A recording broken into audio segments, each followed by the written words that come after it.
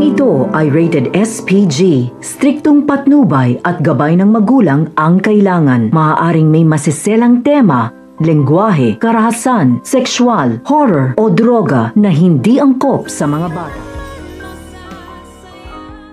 Ngayong alam na ni Don Pepe ang lahat tungkol sa pagkatao ni Zoe, ay mas lalong lumakas ang kanyang loob na tumakas at kailangan na niyang putulin ang kasamaan ni Moira.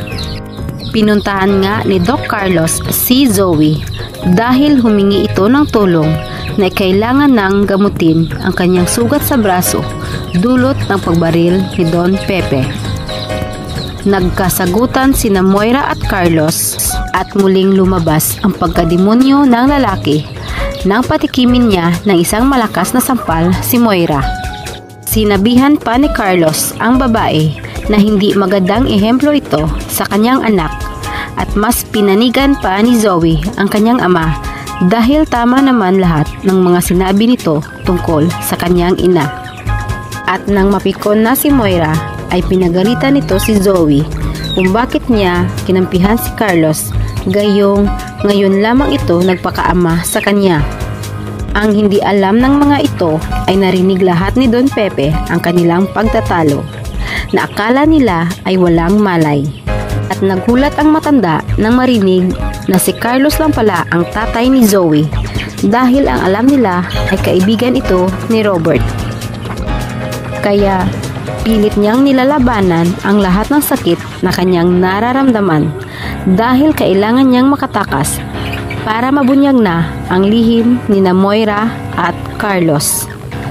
At naaawa na rin ang matanda kay Lynette dahil niloloko lang pala ito ng kanyang asawa at nagsisisi ito kung bakit hindi nito sinuportahan ang desisyon noon ni Robert na pilitin sanang bawiin si Lynette sa maling tao.